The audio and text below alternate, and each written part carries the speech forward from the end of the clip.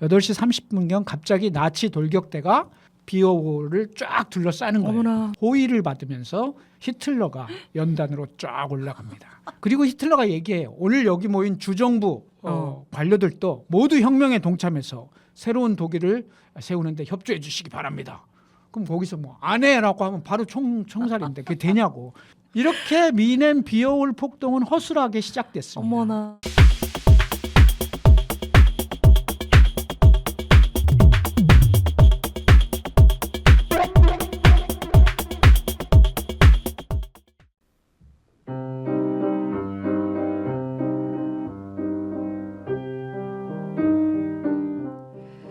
온갖 희생이나 노고 몇 달이나 계속된 굶주림이나 목마름도 허사였다. 200만의 죽음도 아무런 보람이 없었다. 조국을 믿고 두 번 다시 조국에 돌아가지 않을 각오로 출정했던 수백만 병사들이 패배를 위해 죽었단 말인가. 이 모든 일이 한 무리의 범죄자들 손에 조국을 넘기기 위해서였단 말인가. 이런 일을 위해 병사들은 조국을 적의 침략에서 지켜야 한다는 의무감으로 쏟아지는 포탄 속에서 또 독가스의 열기 속에서 쓰러진 것인가.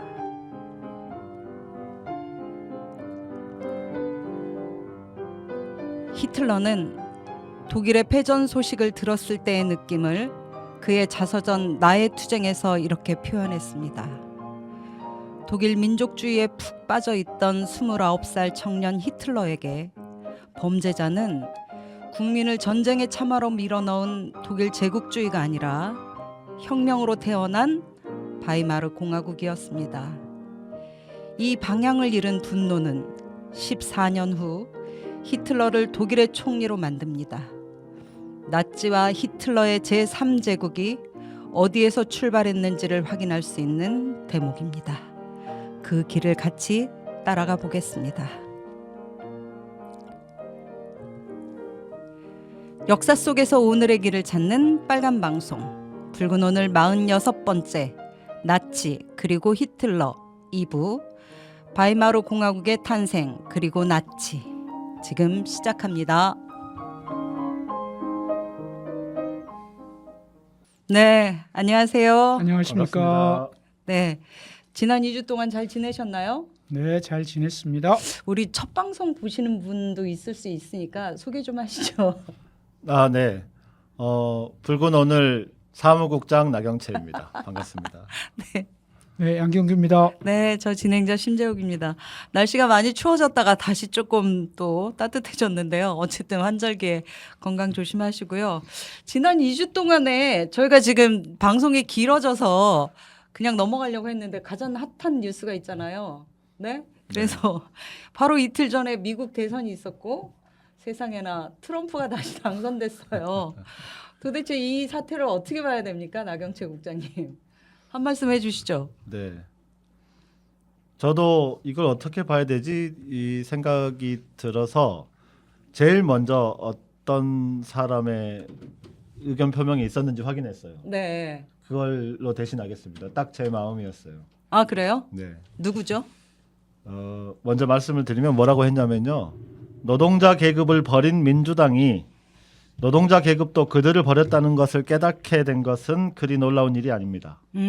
처음에는 백인 노동자 계급이었고 이제는 라틴계와 흑인 노동자들도 마찬가지입니다. 민주당 지도부가 현상 유지를 옹호하는 동안 미국 국민은 분노하고 변화를 원합니다. 그리고 그들이 옳습니다. 버니 샌더스의 일갈이었습니다. 어머나, 그래요? 네. 지금 미 상원 의원인가요? 그렇죠. 가장 좌파적인 정치인이라고 하는 미국 정치인의 소감이었군요. 그러니까 노동자들의 지지를 잃었던 민주당. 그런데 또 할 얘기가 또 많이 있겠네요. 오늘 방송하고도 많이 연결이 될 텐데요. 네. 네. 더 할 얘기는 없으니까 개인적. 사실 네. 저는 이제 정치 연설 같은 거를 꼼꼼히 보는 편이거든요. 아, 네. 그래서 이제 해리스하고 트럼프가 각각 공화당, 민주당의 후보로 선출되는 과정을 영상을 쭉 봤는데 해리스 연설에서 노동과 관련된 이야기가 거의 없었어요. 결과가 이렇게 되고 버니 샌더스가 또 이렇게 얘기를 하니까 네, 굉장히 시사하는 바가 있네요. 그렇다고 하더라도 트럼프가 뽑히다니 참, 네. 위원장님 있다. 우리 히틀러 얘기할 때도 약간 맥이 닿는 부분이 있으니까 예, 많은 얘기 좀 해주시면 좋겠고요. 제가 말씀드리면 이제 방금 우리 나경치 국장이 일종의 계급 문제와 관련된 지점을 지적했다고 하면 제가 지적하고 싶은 것은 일단 민주주의와 관련된 문제예요. 그러니까 이제 극우 정권이 이 집권 초반에 당선되기 위해서는 어쨌든 민주적 절차라고 하는 것을 무시할 수 없어서 따라가는데 당선된 다음에 벌어지는 일들이 이제 민주주의라고 하는 문제를 어떻게 갖고 가느냐. 일단 유세에서도 여러 차례 언급했습니다만 내가 대통령이 되면 국가에 반하는 적들에 대해서는 분명하고도 명확하게 처벌하겠다라고 하는 거거든요. 이거 굉장히 무서운 발언입니다. 또 어떤 발언을 보면 나를 수사했던 검찰에 대해서 나는 복수할 수 있으면 복수하겠다 이런 식의 표현을 쓰거든요. 그러니까 이제 이런 양상들은 현실적으로 보면 히틀러라고 하는 정권이 들었을 때는 선거로 들었지만 집권 이후에 불과 몇 개월 사이에 민주주의가 완전히 무너지거든요. 가장 심각한 문제는 경제나 계급의 문제를 들어서 먹고 살만하면 먹고 살기 위해서는 민주주의를 버려라라고 하는 요구를 이 권력이 하게 되는데요. 이런 것들이 가장 무서운 조건들이 된다라고 하는 측면에서 이후에 좀 지켜봐야 될 측면이 좀 있겠다 이런 생각을 하게 됩니다. 네. 예, 오늘 그 트럼프가 당선된 대선과 관련해서도 저희가 이제 연일 TV에서도 우리나라 정치 또는 경제에 미치는 영향이 어떻게 되는가에 대한 다양한 해석과 이런 논의들이 많이 있던데요. 많은 얘기들이 나올 수 있겠습니다만 오늘은 히틀러와 나치 얘기를 하면서도 그 관련된 얘기를 할 수 있는 시간이 또 있을 수 있겠다 싶어서 예, 일단 진행을 해보도록 하겠고요.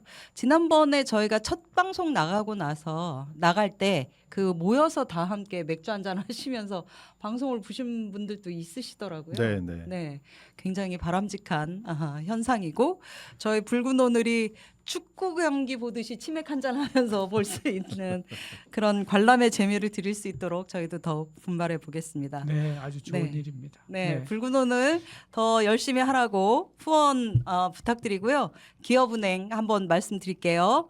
기업은행 149-062023-01-028 양경규로 많은 후원과 성원 부탁드리겠습니다. 자, 그러면 시작해 보도록 할까요? 역사 속에서 오늘의 길을 찾는 빨간 방송 붉은 오늘 지금 시작합니다. 와. 네, 저희가 좀 시즌 4로 새롭게 시작하는 많은 것들을 좀 준비해봤는데요. 어떤지 모르겠습니다. 자, 나치와 히틀러 두 번째 시간. 지난 시간에 현재 유럽에서 부는 극우 정당의 바람에 대해서 그 현황을 좀 이야기해봤어요. 그리고 히틀러와 나치를 탄생시킨 독일의 1차 대전의 패전 그리고 그 이후의 혁명적 상황을 얘기하다가 끝났잖아요. 네. 그렇죠? 극도의 혼란 속에서 두 개의 혁명 정부가 탄생했고 이 두 개의 정부가 격돌이 불가피한 상황까지 얘기했었어요. 오늘은 그 과정에서 탄생한 바이마르 공화국 그리고 나치 그리고 히틀러에 대한 얘기를 해야 될 텐데요. 어쨌든 격돌로 치고받고 치닫고 있었던 두 개의 혁명 정부가 어떻게 되었는지부터 그 시점에서부터 이야기를 좀 시작할까요? 네, 두 진영은 우여곡절을 거쳐서 결국 임시 혁명 정부를 구성하게 됩니다. 양쪽에서 각 3명씩 6명으로 구성되었는데요. 그런데 독립 3인당이 함께했던 스파르타쿠스단 이분들은 이 임시 혁명 정부를 인정할 수 없다 해서 철수합니다. 그렇군요. 결국 가장 급진적인 혁명을 주장했던 그룹이 빠진 상태에서 임시 정부가 시작되고요. 프리드리히 에베르트가 임시 정부의 수반으로 선출되었습니다. 프리드리히 에베르트는 보통 우리가 에버트 재단이란 네, 이름 좀 들어보셨을 거예요. 네. 그 에버트가 에베르트입니다. 같은 동일 인물인가요? 그렇죠. 예, 일종의 싱크탱크. 에버트 재단은 싱크탱크라고 보면 되는데요.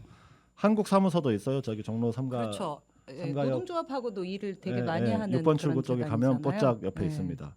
그 같은 사람입니다. 어쨌든 그렇군요. 이 임시혁명정부는 1919년 1월 19일 독일 공화국 의회를 구성하기 위한 선거를 실시한다고 발표를 합니다. 그런데 스파르타쿠스단은 선거 거부를 선언하고 독자적인 대중혁명 노선으로 나가기 시작합니다. 그렇군요.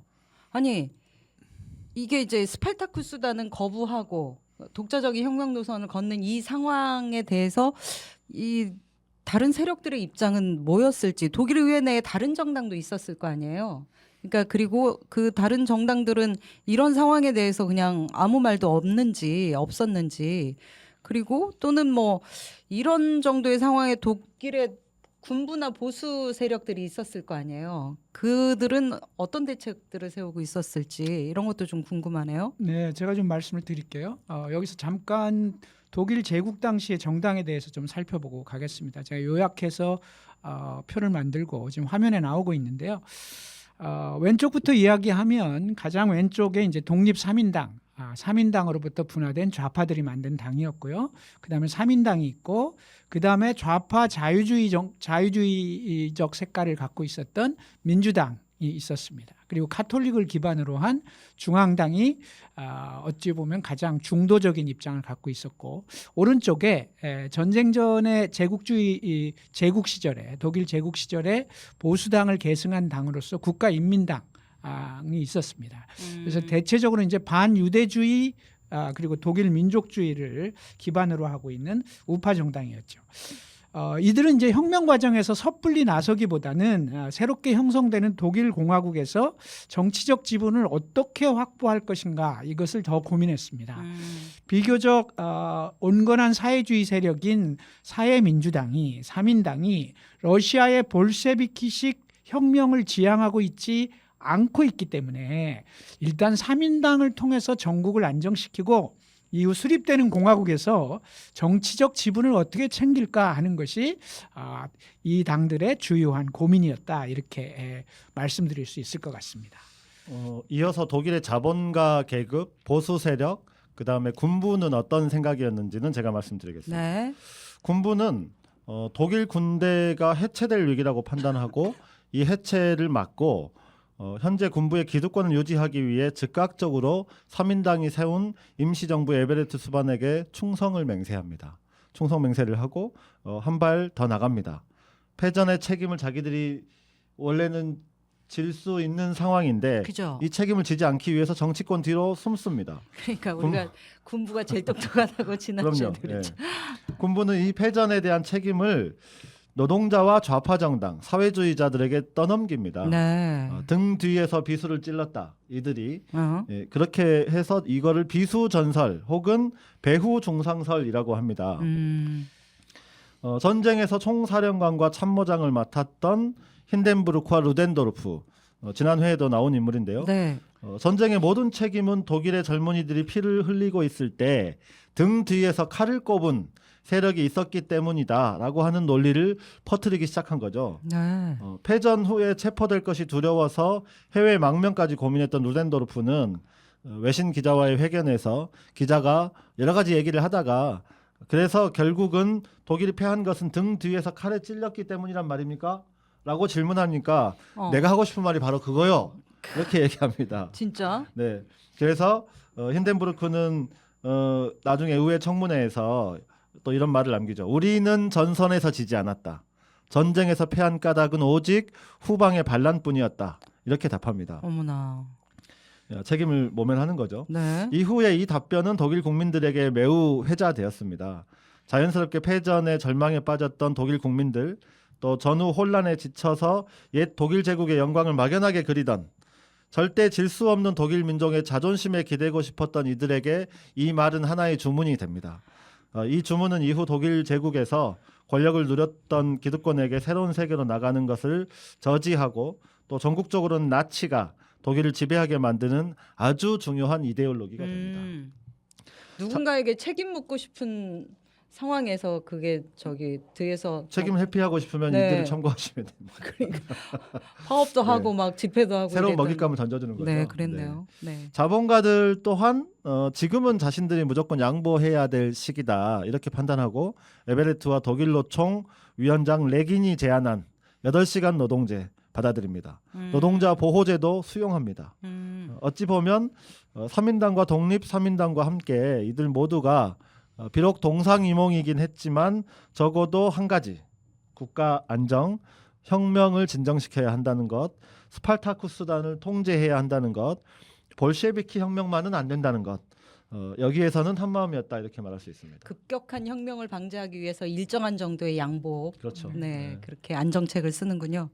그러니까 이제 스파르타쿠스단을 제외하면 전체적으로 질서는 3인당 그 주도하에 공화국으로 잡혔다는 거네요. 네. 네, 그렇다 해도 이 3인당이 해결해야 할 일이 한두 가지가 아니었을 텐데요. 그러니까 가장 뭐 당면한 문제는 휴전협정 체결이었죠. 일단 네. 11월 11일 꽁피뉴에서 일단 전쟁은 그만하자라고 해서 잠정적으로 이제 종전을 선언하는 휴전협정은 체결을 합니다. 네.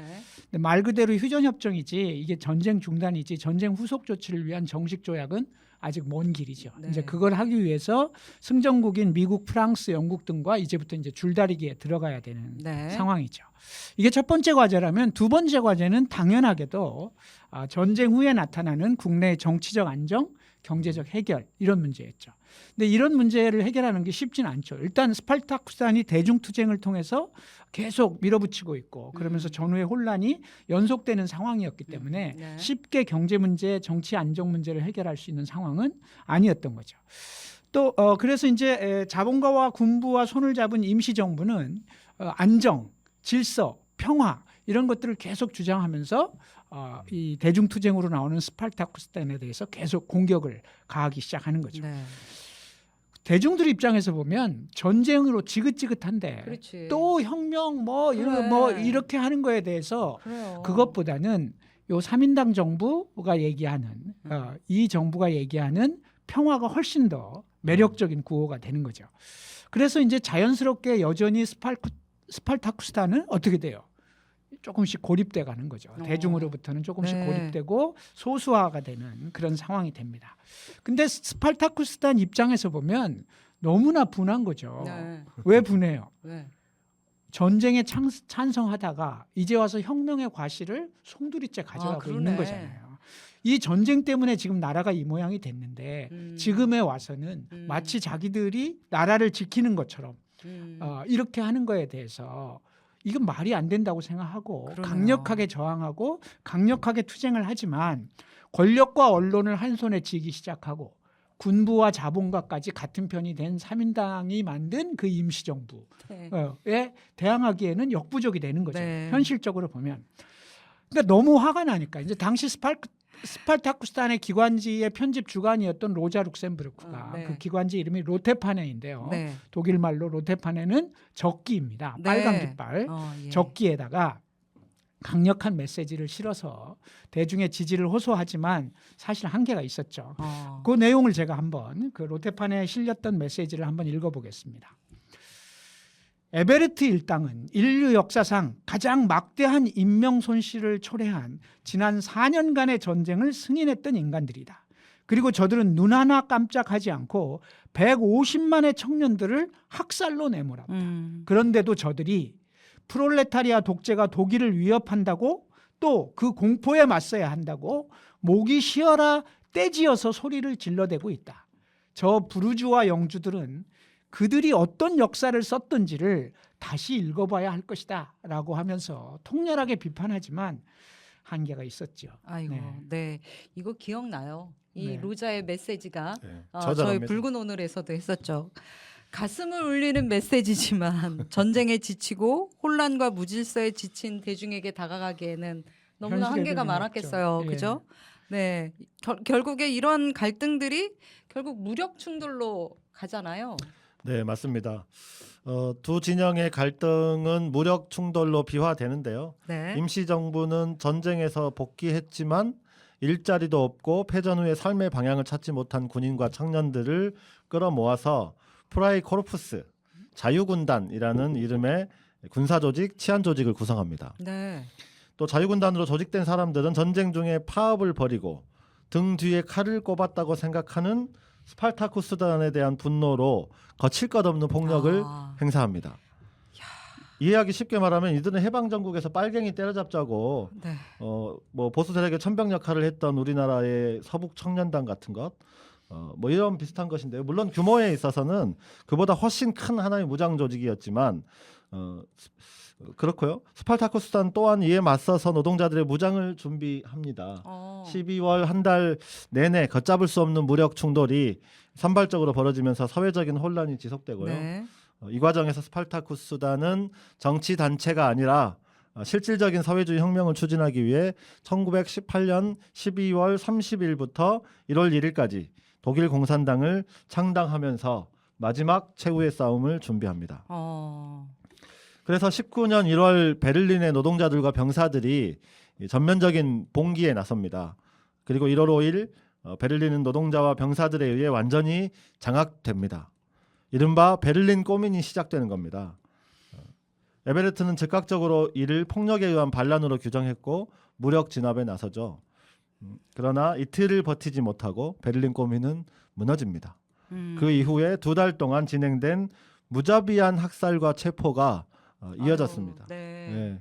이거 얼마나 심했냐면요. 2달이 넘는 동안에 1,200명의 베를린 시민들이 죽었습니다. 세상에. 네. 이 과정에서 1월 15일 로자 룩셈부르크, 칼 리프크네이크도 잔인하게 살해되었습니다. 네. 혁명을 진압한 정부는 이제 예정되었던 1919년 1월 19일 공화국 수립을 위한 선거를 실시합니다. 네. 새로운 공화국을 위한 의회가 구성되었고요. 그 이후에 헌법 제정 작업을 거쳐서 독일 최초의 공화국 정부가 들어서는데 이것이 바로 바이마르 공화국입니다. 그렇군요. 바이마르 공화국의 설립이 이렇게 되네요. 네, 피를 뒤집어 쓰고 세워진 공화국. 그러네요. 이 과정을 좀 더 자세하게 듣고 싶은 분은 22번째 우리 붉은 오늘 에피소드 그 로자 룩셈부르크의 불꽃 같은 생애와 사상이 있습니다. 꼭 한번 들어봐 주시면 좋겠고요. 그 바이마르 공화국의 출범 그리고 14년 후 히틀러에 의해서 붕괴되는 바이마르 공화국 이 출범이 이렇게 되는 네. 과정이었군요.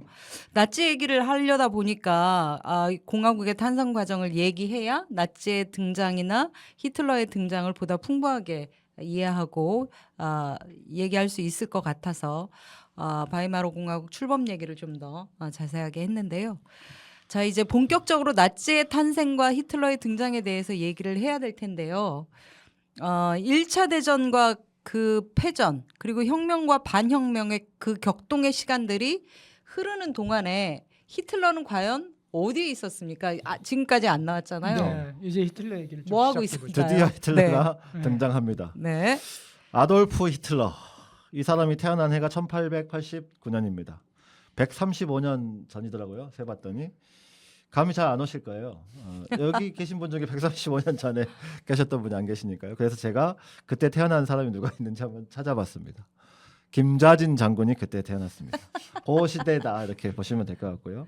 아무튼 1919년 바이마르 공화국이 출범하던 때 히틀러는 30살입니다.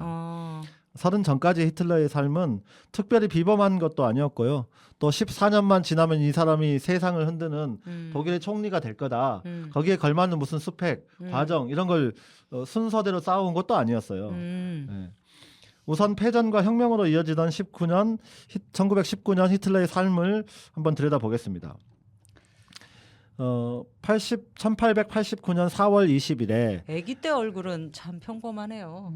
귀여워요. 아기 때 네. 귀엽네. 아기 때 안 귀여운 사람이 어디 있어요? 89년 4월 20일에 오스트리아의 브라우나우 암인이라는 곳에서 태어납니다.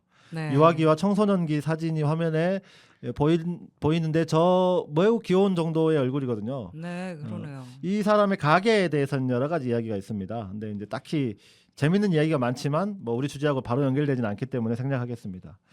오스트리아 태생인데 왜 독일 국민, 독일 총리까지 되었냐? 이것도 독일의 총리가 될 수 있었던 이유를 지난 일부에서 오스트리아와 독일의 관계로 설명을 한 바가 있습니다. 네. 아버지가 세무 공무원이었기 때문에 비교적 유복하게 자랐습니다. 하지만 아버지는 권위적이었고 가부장적이었기 때문에 학창 시절 아버지하고 진로 문제로 다퉜다 그래요. 나이 투쟁에 이 문제가 나온 적이 있는데요. 히틀러는 화가가 되고 싶었어요. 그림을 그리고 싶었는데 아버지는 히틀러에게 안정적인 직업을 가져야 하느니라 이렇게 하면서 공무원이 될 것을 강요했습니다. 상당히 현실적인 아버지예요. 예나 지금이나 비슷하죠. 네, 그렇죠. 네. 아버지도 공무원이었으니까. 그러니까. 네. 아무튼 히틀러는 자유가 없는 인간으로 사무실에만 앉아 있어야 하는 따분하고 지루한 직업은 갖고 싶지 않다 이렇게 생각을 했다고 자서전에 썼고요. 갈등 끝에 실업계 고등학교로 진학을 하지만 아버지가 돌아가시니까 원래 자신의 꿈을 찾아갑니다. 그래서 1905년 16살에 빈으로 올라와서 미술 아카데미에 지원합니다. 근데 낙방합니다. 아, 네. 그 이후에 히틀러는 7년 가까운 시간 동안 방황을 했다고 하는데요. 잠깐 화가의 꿈을 버리지 못하고 파리 생활도 해봤습니다. 예술하면 또 파리잖아요. 네. 첨단 미술이 지배하는 파리 미술계에서 히틀러는 자리를 잡지 못하고 그냥 돌아옵니다. 그렇다고 해서 히틀러가 뭐 그림이라든지 이런 예술에 전혀 소질이 없었다. 이렇게는 말하기 곤란한데요. 그래요? 잘 그렸나요? 화면에 그림을? 히틀러의 그림을 준비를 했는데요. 뭐 저 그림을 뭐 전혀 실력이 없다 이렇게 말하기에는 어디? 곤란할 네. 정도로 잘 그렸다 이렇게 볼 수도 있을 것 같습니다. 화면에 그림이 자꾸 나왔다 지워졌다 그러는데 왜 저래요? 네. 네. 기초적인 미술학도로서의 소양은 있죠? 잘 그리는데요. 뭐 엉망이다 이렇게 말할 수는 없잖아요. 멋있는데? 그렇지만 색감도 좋은데요. 잘 그리는 수준이라고는 볼 수 있습니다. 근데 훗날 그가 출세한 후에 이 그림들이 굉장히 고가에 팔렸다고 해요. 그러니까 히틀러가 히틀러가 딱 어깨를 펴고 뭐 이러는 게 아니고 그 그림들은 그만한 값을 치르고 살 만한 가치가 없어 이렇게 말했다고 하니까 그렇다고 해가지고 저게 또 아주 위대한 수준이라고 말하기는 곤란하거든요. 근데 상당히 저는 제가 보기엔 수작인데. 보통 사람 집에 걸어놓을 정도는 되는 그렇죠. 것 같아요. 네. 네. 괜찮은데요. 어쨌든 히틀러는 그 이후에 빈에서 그림으로 엽서를 만들어 팔기도 하고 그런 방식으로 생계를 유지합니다. 그림이 제법 인기가 있었고 이때는 돈도 꽤 벌었다 이렇게 알려지고 있습니다. 그렇지만 생계는 사실 아버지 덕으로 공무원 연금을 수령하고 있었기 때문에 큰 어려움은 없었다고 알려져 있고요. 정말 공무원이 낫잖아. 네, 평범한 청년의 일상. 어쩌면 동시대의 평균적인 청년의 평균함에도 못 미치는 삶을 살았다 이렇게도 말할 수 있습니다. 어쨌든 빈에서 그림 엽서 장사가 조금 되니까 1차 대전이 발발하기 전에 1년 전에 미넨으로 옮겨서 계속 그림을 그리면서 생활을 해나갑니다. 네, 정말 평범한 삶이었네요. 뭔가 될 인물은 떡잎부터 알아본다더니 뭐 그렇지도 않네. 근데 이런 과정에서 어떻게 히틀러의 삶이 바뀌는 건가요? 전쟁 때문이죠. 사실 따지고 보면 히틀러의 삶을 전면적으로 바꾼 건 그의 나이 25살 때가 되는 1914년 네. 발발한 1차 세계대전이었습니다. 그렇군요. 네. 화면에 히틀러의 군 복무 시절 사진이 나오고 있는데요. 가장 오른쪽에 저 빨간 화살표가 되어 있는 사람입니다. 사진에 공통점 하나 있죠. 다들 콧수염이 이렇게 나 있지 않습니까? 네. 저게 저 시대 유행이었답니다. 아하. 독일 청년들에게. 네. 그래서 저 어린 나이에 다들 저렇게 콧수염을 달고 있었는데요. 어쨌든 전쟁이 그의 삶에 어떤 영향을 미쳤는지는 히틀러 평전 중에 최고로 꼽히는 요하임 페스트가 쓴 히틀러 평전을 인용하면 전쟁이 히틀러에 미친 영향을 충분히 알 수 있는데요. 그 대목 제가 한번 읽어볼게요. 히틀러는 1차 세계대전이 터지자 독일군에 자원 입대한다. 히틀러는 연락병으로 복무하면서 몇 차례 죽을 고비를 넘기고 큰 공을 세워 철십자 훈장을 받았다. 히틀러에게 전쟁은 신이 내린 선물이었다. 그는 말하길 내 인생에서 가장 찬란하고 가장 있을 수 없는 시간이었다라고 말을 했습니다. 히틀러를 살린 것은 1차 세계대전이었다. 전쟁을 겪지 않았더라면 패전의 굴욕과 혁명의 격본을 맛보지 않았더라면 실패한 예술가, 사회 낙오자는 정치에 뛰어들어 선전가로서 또 맥주홀에서 좌중을 휘어잡는 선동가로서 뛰어난 재능을 찾아내지도 못했을 것이다. 악에 바치고 증오에 찬 말을 들어줄 청중을 찾아내지도 못했을 것이다. 패전의 후유증으로 히틀러의 길과 독일 민족의 길이 만날 수 있는 조건이 무르익었다. 전쟁이 없었더라면 비스마르크가 앉았던 총리 자리를 차지한다는 것은 생각도 못할 일이었다. 이렇게 요하임 페스트가 쓴 히틀러 평전에서 묘사되고 있습니다. 네. 전쟁이 없었더라면 비스마르크가 앉았던 총리 자리를 차지한다는 것은 생각도 못할 일이었다. 아주 1차 대전이 히틀러에게 갖는 의미가 무엇이었는지를 아주 단정적으로 보여주는 그런 이야기네요. 한마디로 그의 변신이 그가 독일 군인이었기 때문이다라고 할 수 있을 것 같은데 오스트리아 사람이었잖아요, 히틀러가. 네. 근데 어떻게 독일 군인이 된 거예요? 네. 이것도 좀 설명해 주세요. 그러니까 사람들에게 히틀러가 독일 국적이 원래 아니었던 거 알아? 이렇게 하면 다들 깜짝 놀랍니다. 그러니까. 어쨌든 미넨에 있던 히틀러는 오스트리아 헝가리 제국의 징집을 거부해 버립니다. 그 후에 오스트리아 병무 당국이 신체 검사 결과를 부적격으로 판정했기 때문에 병역 기피자가 되지는 않았습니다. 야, 병무청이 여기 운- 되게 운이 좋은 인심이 거죠? 좋네. 대신 히틀러는 미넨이 속해 있던 바이에른 왕국군에 자원 입대를 합니다. 그러니까 히틀러는 군대를 가기 싫었던 게 아니라 오스트리아 헝가리 제국이 아니라 독일군이 독일로 되고 가고 싶었던 싶었다. 거예요. 네, 이는 일부에서 이야기한 것처럼 히틀러가 기본적으로 도이치 민족주의에 경도되어 있었고 네. 오스트리아보다는 독일 제국의 군인이 되기를 바랬기 때문인데요. 오스트리아 사람이 바이에른 군대에 어떻게 들어갔는가 여기에 대해서는 많은 썰이 있습니다. 정설은 전쟁 중이라 행정 처리가 제대로 이루어지지 않았기 때문에 그냥 그렇게 어영부영. 되었다. 네. 그럴 수 있잖아요. 네. 네. 되게 웃기다 진짜 네, 어떻게 보면. 네, 그렇게 이해할 수 있는 것 같고요. 히틀러 군대 생활에 대해서는 우리 양 위원장님이 언급하신 요하임 페스트, 히틀러 평전으로 요약했으니까 세세한 내용은 생략하도록 하겠습니다. 다만 위에서 언급한 것처럼 히틀러는 아무나 받을 수 없는 특히 병출신으로서는 너무나 쉽지 않은 무려 1급 철십자 훈장을 받은 사람입니다. 이 철십자 훈장은 후에 그가 정치적으로 입지를 다지는데 적지 않은 효과로 작용을 하게 되죠. 네. 아니 근데 이 철십자 훈장이 사실인지 의문이라는 등 한간에 이제 그런 얘기들이 좀 있던데 말이 군인이지 전선 가까이는 가보지도 않았다는 등 뭐 그런 얘기들도 사실 있던데요. 철십자 훈장이 이게 역사적으로 확인된 사실이에요? 네, 사실입니다. 사람을 어떤 틀에 딱 넣고 나쁜 네. 놈이니까 분명히 뭔가 이렇게 꼼수가 있었을 그렇지. 거다라고 뭔가 야로가 있을 생각할 거. 수 있는데요. 야로. 네. 그래서 뭐 그런 이야기가 자연스럽게 나올 수 있다고 생각하지만 실제로는 이 전선에서 연락병이었다고 해요. 근데 연락병은 전선 제일 앞에도 가고 그렇지. 제일 뒤에도 가고 이런 사람이잖아요. 전쟁에서 매우 제일 많이 죽는 사람 중에 네. 하나이기도 해요. 연락병이. 연락병도. 위험한 역할을 한 거예요. 예. 전선 내 전황이 어떤지를 계속 후방에 그렇죠. 얘기해주고 네, 이래야 네. 되니까. 이 연락이 제대로 가고 지시가 제대로 전달이 되어야 전쟁을 수행할 수 있기 그렇지. 때문에 네. 목숨을 걸고 한 게 맞고요. 그래서 유능한 병사로 인정을 받았다는 것이 정설입니다.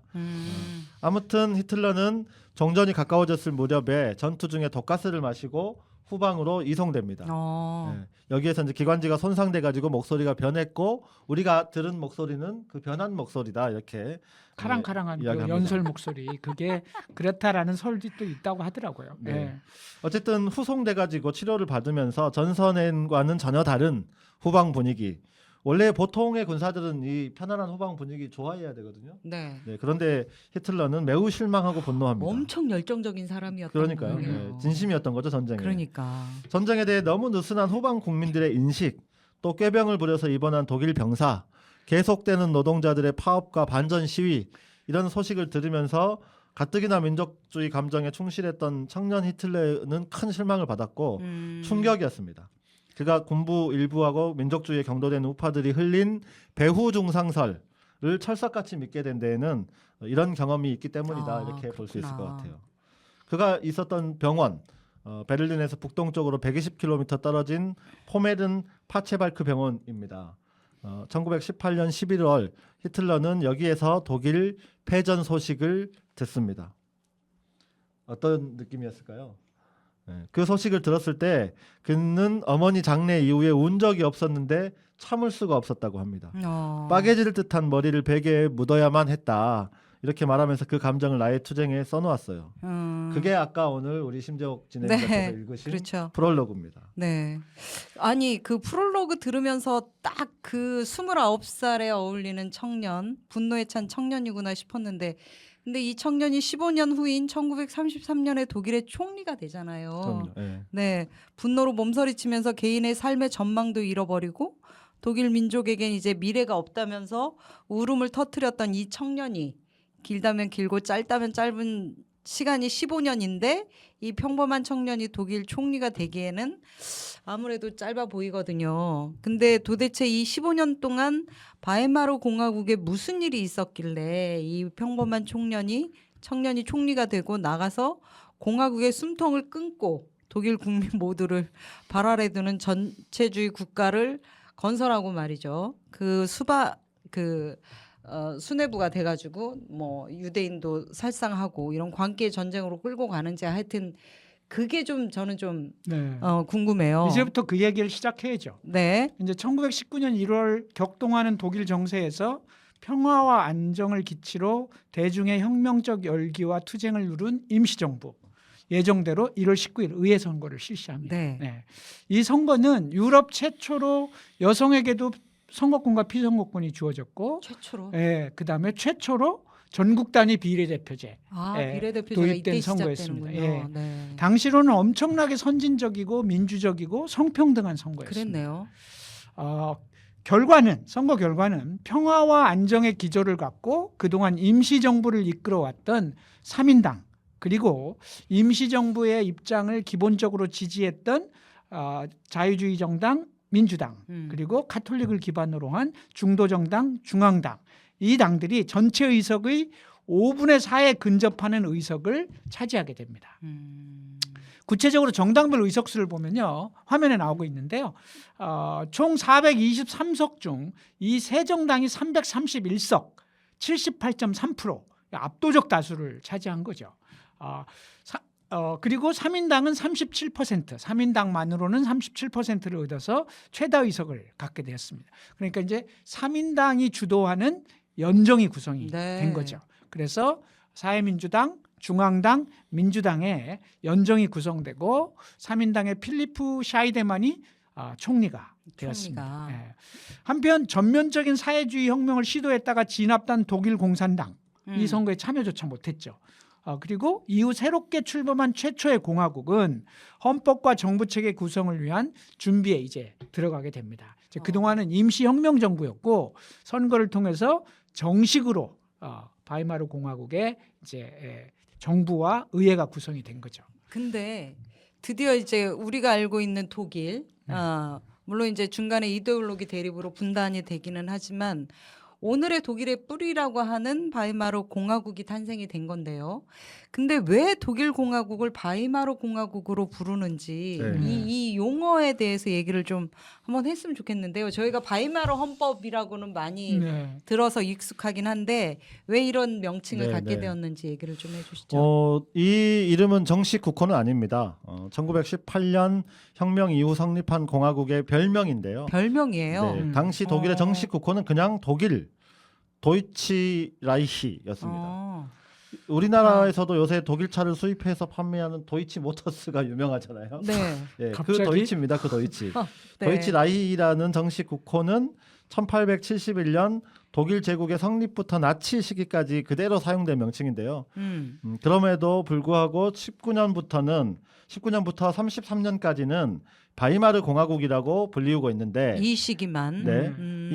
이 시기를 바이마르 공화국이라고 부르는 것은 헌법 제정을 논의하고 이걸 통과시켰던 장소가 튀링겐주에 있는 바이마르라고 하는 도시였기 때문입니다.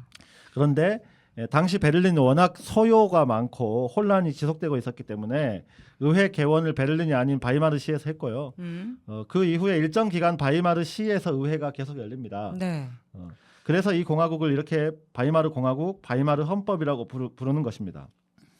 근데 이 별명은 사실 독일 전체를 대표하는 이름이라기보다는 다소간의 그 의미를 축소시킨 측면이 있습니다. 사실 나라 이름을 별명으로 부르는 것은 뭐 보통 있는 일은 아니거든요. 정작 당시 집권 3인당은 독일 공화국이라는 명칭을 줄곧 사용했습니다. 근데 다른 정당들은 자신들의 나라 이름을 각자 자신들이 생각하는 대로 호칭을 바꿔서 사용했어요. 아주 오른쪽에 있던 정치 세력들은 혁명 때문에 패전했고 그래서 독일의 영광을 묻어버리고 세워진 국가에 독일이라는 위대한 이름을 붙이면 안 된다 이렇게 생각했고요. 그래서 바이마르 공화국에 독일이라는 정식 나라 이름이 없는 겁니다. 예. 그리고 중앙당과 같은 중도 보수 정당은 독일 인민국이라고 불렀다고 합니다. 야, 그런데 웃긴다. 그런데 왜 이 독일 공화국의 이름이 바이마르 공화국으로 세계 모든 사람들이 이렇게 그러니까 부르고 네. 또 약간 제가 대학 일반적인 다닐 때도 통칭같이 교과서에도 네, 그렇게 그랬잖아요. 나왔거든요. 그 이유가 대체로 히틀러 때문이다 이렇게 이야기되고 있습니다. 아, 히틀러는 1929년에 나치당 연설에서 당시 독일 체제를 바이마르의 공화국이라고 칭했고 이것의 겉으로는 안 드러나 있지만 내부적 함의는 이 뉘앙스 역시 혐오스러운 현 체제에 라이히 국가 같은 신성한 말을 붙일 수 없다라는 뜻이었다고 합니다. 아, 그래요? 네, 그러니까 히틀러가 독일을 지배했기 때문에 히틀러가 불렀던 바이마르 공화국이라는 이름으로 자연스럽게 세계적으로 통용되었다 이렇게 볼 수 있을 것 같습니다. 그렇군요. 그렇게 그래서 이 바이마르라는 말이 우리에게 익숙한 거였군요. 사실 근데 우리에게 더 익숙한 것은 바이마르 공화국보다 바이마르 헌법이라고 네, 생각돼요. 그렇죠. 네, 고등학교 바이마르. 사회 시간부터 들었던 헌법이고 또 헌법에 대한 역사를 얘기하거나 기본권 얘기가 나올 때마다 바이마르 헌법이 특별히 언급되고는 했잖아요. 이 헌법이 특별한 의미를 갖는 이유가 있을 것 같아요. 네, 이 바이마르 헌법 굉장히 익숙한 이름인데요. 네. 우리가 이제 인권이나 기본권을 이야기할 때면 미국 독립선언서, 네. 그다음에 프랑스 인권선언, 네. 그다음에 바이마르 공화국 헌법을 꼭 들거든요. 아, 이게 이제 그렇군요. 인권이 어떻게 확장돼 왔는가라고 하는 역사에 굉장히 중요한 건데요. 그만큼 인류사의 기념비적으로 인권을 확장시킨 헌법이다 이렇게 평가를 받고 있습니다. 네. 바이마르 헌법은 1월 19일 선거 이후에 구성된 의회에서 수차례 토론을 거쳐서 8월 11일, 그러니까 7개월 동안 작업을 거쳐서 공표된 헌법입니다. 네.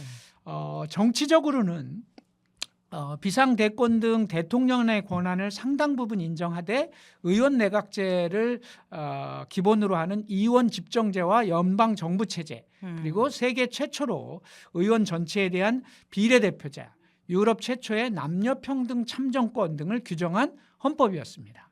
개인의 자유와 인권에 관한 규정에서도 남성과 여성의 동등한 권리와 의무, 그다음에 사회적 계급과 귀족 계급의 폐지 이런 것들을 정확하게 규정했고요. 거주 이전의 자유, 재산권에 대한 인정, 법률에 의해서만 권리가 침해된다는 조항 이런 것들도 명시가 돼 있었습니다. 또 우편, 전신, 전화에 대한 통신 기록 열람을 금지하고 언론, 출판, 저작 등에서의 표현의 자유, 사전 허가 없는 집회의 허용 등도 규정했습니다.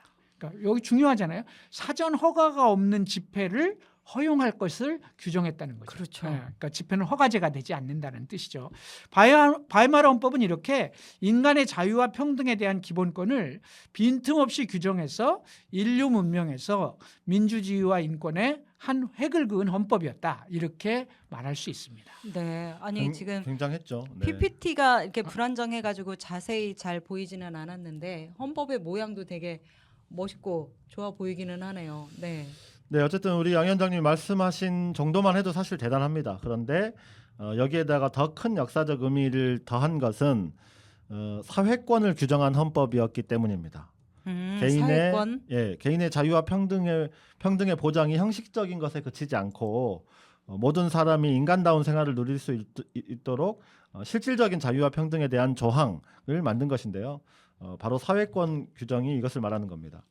자본주의가 발전하면서 낳게 되는 필연적인 사회 문제, 불평등, 계급 갈등, 또 노동권을 제대로 보장하는 문제, 사회보장에 대한 국가 책임과 같은 문제가 등장하게 되는데 이것을 해결하기 위해서 인간의 기본권을 사회권이라는 개념으로 확장하는 것이 필요했고 이것을 담은 겁니다. 이를 위한 국가의 책임 또 분명히 규정할 필요가 있었는데요. 1919년 바이마르 헌법은 근대 헌법에서 최초로 또 소유권에 따른 의무의 문제, 재산권 행사의 공공복리 적시, 그리고 인간다운 경제적 생존의 보장을 규정한 헌법이었습니다. 그러니까 네. 근대가 소유권을 절대적으로 중시한 것에 그쳤다면 네. 이때부터 소유권에는 의무가 따른다라고 하는 것 등이 붙어져 있는 거죠. 네, 뭐 노동법이 가장 대표적인 그렇죠. 사회권이다라고 많이 얘기하는데요. 그 정말 대단한 것 같아요. 이런 헌법 조항을 1919년이면 우리가 3.1 만세 운동할 때지 그잖아요. 그렇죠. 예. 근데 이런 얘기를 들으니까 더 궁금해지는 거예요. 이렇게 개인의 인권과 자유가 확장되고 사회보장제도를 헌법에 명문화할 정도 그 시기에는 아마도 최고의 나라이지 네. 않았을까 싶은데 어떻게 이런 공화국이 뒤집어진 다음에 전차지 국가가 이제 되고 그리고 히틀러가 무슨 무장투쟁으로 이렇게 막 집권한 건 아니잖아요. 네. 국민들의 선거를 통해서 그렇게 이제 집권을 한 건데 국민들이 역사의 역주행을 주장했던 히틀러를 선택했는지 어떻게 이렇게 되었는지 이것도 정말 궁금하고 그렇습니다. 뭐 트럼프가 집권한 오늘날 보면 뭐 그렇게 놀라운 일도 아닐 수도 있는데 어쨌든 유럽 내에서 차별과 혐오를 내세우는 극우 정당들 지금 막 지지를 높이고 이러고 있는 상황이기도 한데 어떻게 이렇게 국민들의 선택이 갔는지 이것도 네. 좀 설명을 해주시죠. 그걸 해보자는 거죠 우리가. 네. 이제. 네. 네. 좀 더 얘기를 해보자면요. 뭐 그 이유는 이제 이번 방송을 통해서 한번 들여다보자는 거고. 그런데 바이마르 공화국의 헌법과 정치 체제를 이야기했는데 사실은 이것뿐만이 아니었어요. 바이마르 공화국의 사회적 분위기, 문화 이런 것도 이야기를 하지 않을 수 없을 정도인데요.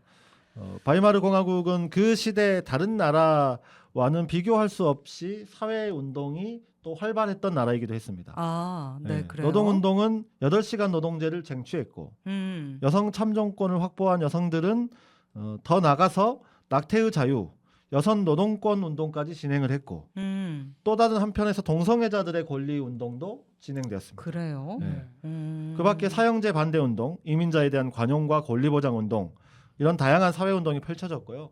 실제 사형제를 폐지시키기도 했어요. 야, 그 시기엔 굉장히 진보적인 나라예요. 그렇죠. 네. 사회적 분위기나 이제 사회 운동의 힘도 그랬죠. 네. 근데 이런 분위기가 단순히 사회 운동에만 국한된 게 아니고 네. 이 바이마르 공화국이 학문과 예술 분야에서도 상상력과 생동감이 넘쳐나는 시대를 만들었습니다. 미술 분야의 성취도 뛰어났고요. 유명한 화가들이 즐비했습니다. 그러다 보니까 이제 파블로 피카소 같은 사람은 당시에 내게 그림을 그리겠다는 아들이 있다면 파리가 아니라 미넨으로 보내겠다. 네. 이런 얘기를 할 정도였다고 하죠.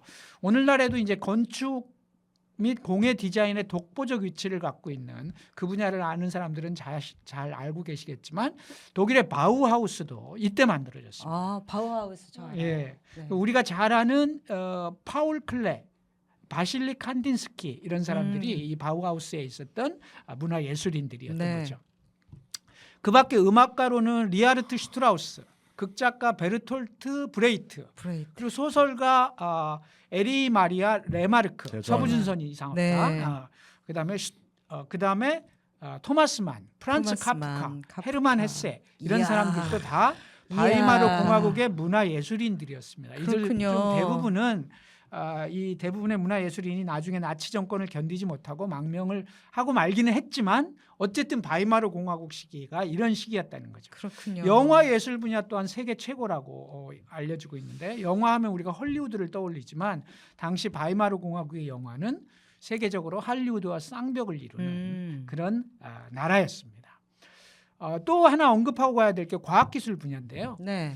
이 시기에 독일이 독보적인 영역을 갖고 있었습니다. 나중에 망명을 하게 되지만 알베르트 아인슈타인은 베를린에 거주할 바이마르 공화국의 사람으로서 네. 1921년 상대성 이론으로 노벨 물리학상을 받습니다. 네. 그리고 화학 분야 노벨 화학상 수상자였던 프리츠 하버도 역시 바이마르 공화국 사람이었던 거죠.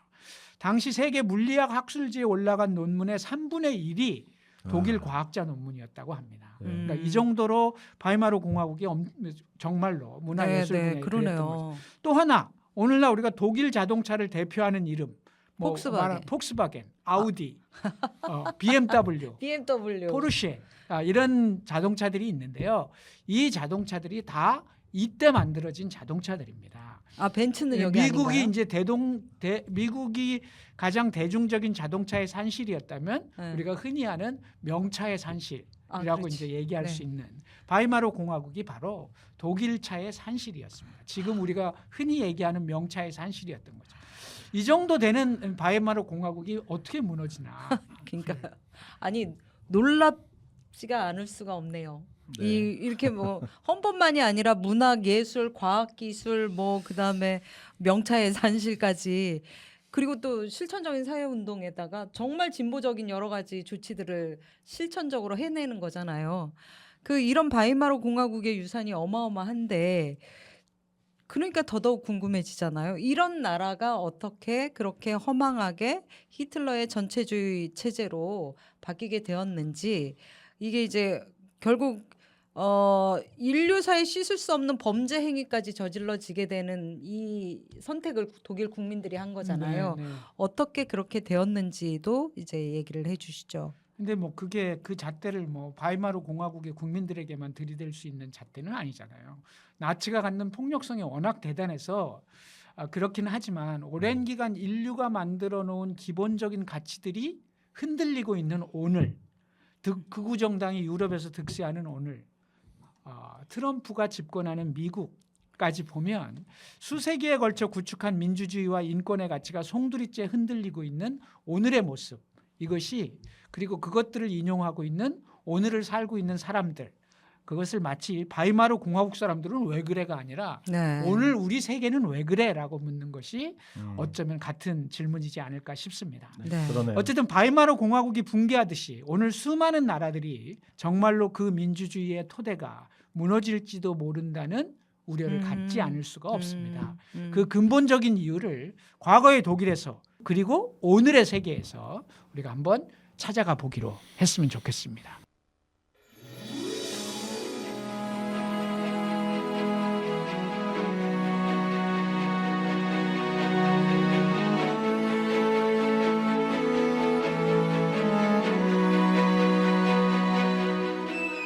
여러분은 지금 붉은 오늘 양경규, 나경채, 심재욱과 함께하고 있습니다. 역사 속에서 오늘의 길을 찾습니다. 붉은 오늘.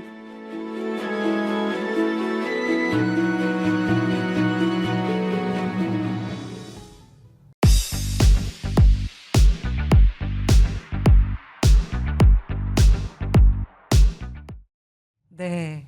아, 방금 정말 멋있는 CM도 들으셨어요? 네.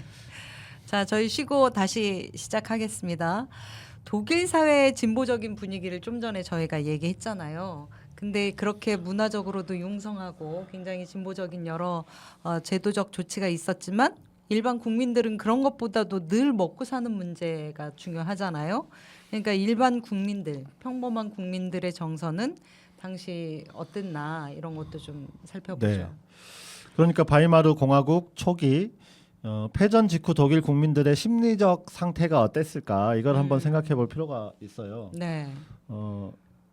패전했지만 황제 지배라는 권위적 통치 체계에서 민주적 공화국 체제가 수립되었고 민권에 대한 요구가 높아지고 전쟁을 거치면서 전시 체계에서 그 전쟁 수행을 위해 동원된 노동자들 권리가 향상되고 또 이런 조건에서 새로운 나라를 위한 사회 운동이 일어나면서 새로운 세상에 대한 희구가 발산되는 네. 그렇게 역동적인 생동감이 넘치는 사회였을까? 사회였을까? 였을까? 예. 지금 의문인 거죠? 생각해 보자는 거예요. 이런 사회였을까? 네. 아니면 아니면 패전으로 비롯되는 민족적인 자괴감과 굴욕, 치욕, 또 여기에 더하는 승전국의 간섭과 통제, 또 여기에서 떠도는 패전에 대한 책임론과 음모론, 200만 명에 가까운 청년들이 전사한 슬픔과 비탄, 그리고 이어지는 전후의 피폐한 경제 상황, 패전 후 진행된 일련의 혁명적 상황에 따른 혼란, 혹은 혁명 실패에 따른 절망, 이 연장선상에서 벌어지는 정치권의 갈등, 이합 집산에 대한 환멸, 매우 불안정한 현실에 대한 한숨이 터져 나오는 이런 사회였을까요? 일반 국민들은 뭐였을까? 네. 글쎄 그 뭐 두 가지 측면이 다 있겠지만 패전국이었던 독일의 분위기는 아무래도 후자가 좀 더 강하지 않았을까요? 그러니까 전자였으면 좋았겠지만 사실은 후자였죠. 지금도 그쵸. 사회운동이 활발하지만 일반 민중들의 삶은 또 다른 영역이잖아요. 그렇죠. 예. 당시에도 사회운동이나 문화예술 영역, 운동의 영역이 활성화되기는 했지만 국민들은 고통과 사회정치적 혼란으로 힘들어했고요. 이런 상황에서 가장 필요한 것이 뭐겠습니까? 정치죠, 정치. 이런 상황에서 정치가 정신을 똑바로 차려야 되는데 이 문제를 해결할 능력이 없으면 사회적으로 혼란과 불만이 점점 쌓이게 되는 법이죠. 그런데 정치는 안타깝게도 혼란의 연속이었습니다. 네. 1919년 이후에 33년까지 그러니까 히틀러가 총리가 되기 전까지 14년 동안 21번이나 정부가 바뀌었고 13명의 총리가 교체되는 전국이 지속됐어요. 아유, 그래요. 갈등이 정치적 갈등이 어느 정도였는지 충분히 짐작할 수 있고요. 1년에 한 번씩 바뀐 거네. 그런 셈이죠. 네. 이런 혼란 속에 등장한 것이 바로 우파 민족주의 세력이었습니다. 현실을 거부해야 한다는 메시지 하나로 정치적 입지를 키우는 우파 민족주의 정치 세력은 민주주의를 위한 협상과 타협과 협치를 기득권 부패와 부도덕으로 규정해 버립니다. 네. 또 자유와 인권을 주장하는 사회운동을 민족을 배반하는 빨갱이로 규정합니다.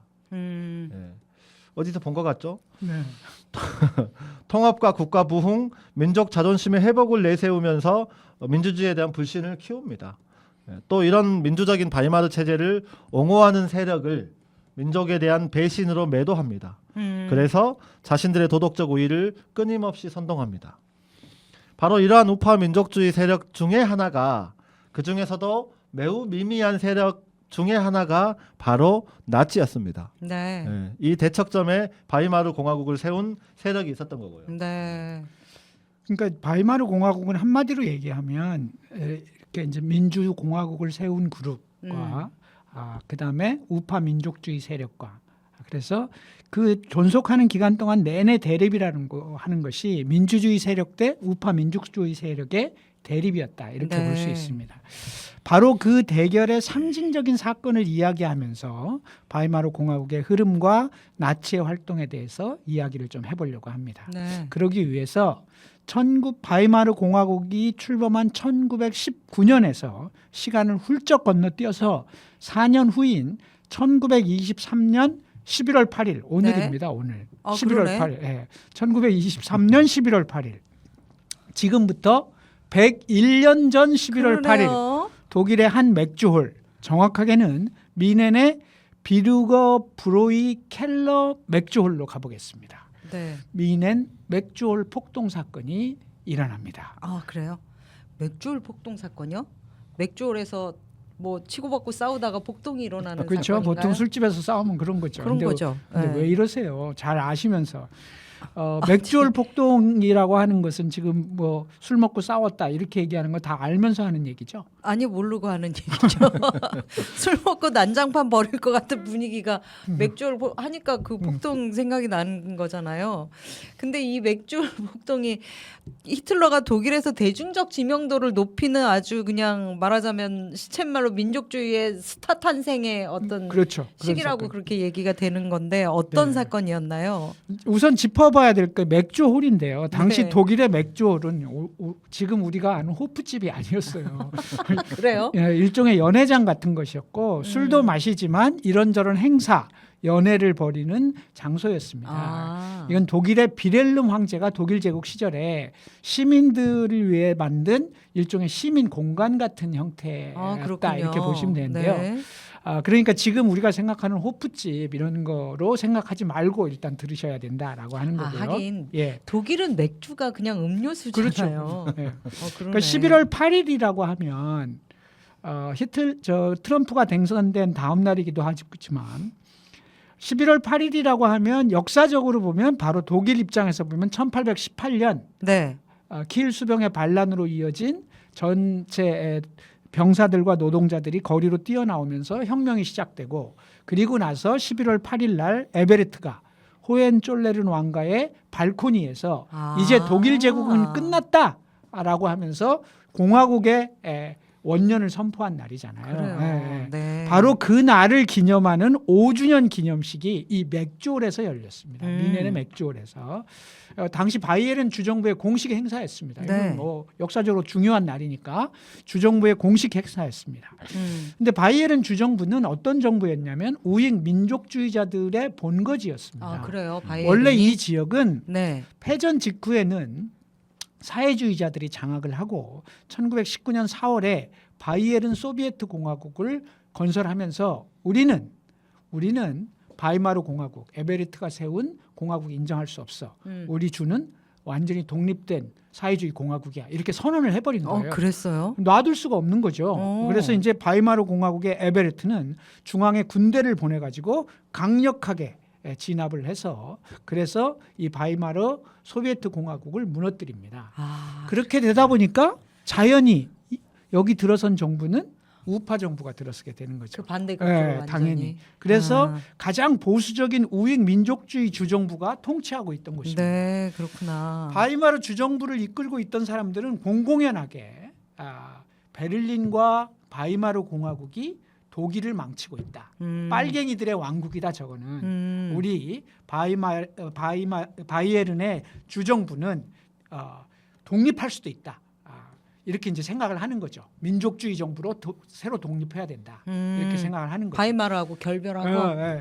그렇게 생각을 하면서 내부적으로 그 전해인 1922년 10월달에 무솔리니가 로마 진군을 통해서 이탈리아의 총리가 되거든요. 그러니까 이제 그런 것들을 보면서 베니토 무솔리니를 모델로 해서 우리도 베를린으로 진군해서 독일을 먹자 이런 꿈을 꾸고 있는 거예요. 이게 이제 우파 정부다 보니까 지들끼리 모여서 얘기하면서 우리도 해볼 수 있는 거 아니야? 이탈리아는 한번 그랬대. 근데 성공했대. 뭐 이렇게 우리도 한번 얘기하는. 해보면 안 될까?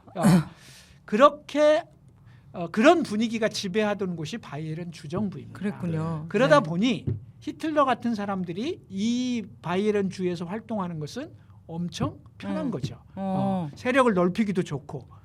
그러면서 이제 이런 곳에서 나치가 세력을 확장해 나가고 있었습니다. 근데 실제 권력의 중심에 있던 우파 권력자들은 이렇게 확장되고 있는 극우 히틀러 같은 우익 단체들, 정치 단체들의 활동을 뭐 용인은 해주지만 그 속내는 뭐였겠어요? 이들을 이용 가치가 있는 정도로 생각했지 무슨 자기들의 정치적 파트너로 생각하지는 않는 거죠. 그렇군요. 바로 그런 분위기 속에서 나치는 여기서 또아리를 틀고 성장하기 시작합니다. 그러니까 이게 국민의힘과 정광훈 태극기 부대 뭐 이런 비슷한 관계, 거리를 두는 듯 안 두는 듯. 국민의힘이 적당하게 정치적인 활용에 대상으로 삼는 뭐 그런 것 같은. 말하자면 것 나치는 같아요. 예. 당시에 태극기 부대 정도? 그렇죠. 예. 그러니까 약간 이제 뭐 그런 정도로 그렇게 의미 있는 아. 정치 세력은 아니었다 이렇게 이제 네. 그렇지만 태극기 부대도 일정하게 의미가 그렇죠. 있죠. 꼭 네. 그런 분위기 정도 뭐 적절한 비유인지는 모르겠는데 약간 똑같지는 예, 않지만 예, 어쨌든 그렇게 그런 이해를 정도의 하시면, 위상이었다. 예. 네. 네. 뭐 국민의힘과 정광훈 그리고 태극기 부대 이렇게 딱 비유를 하니까 어떤 상황이었는지가 딱 뭐 다가오네요.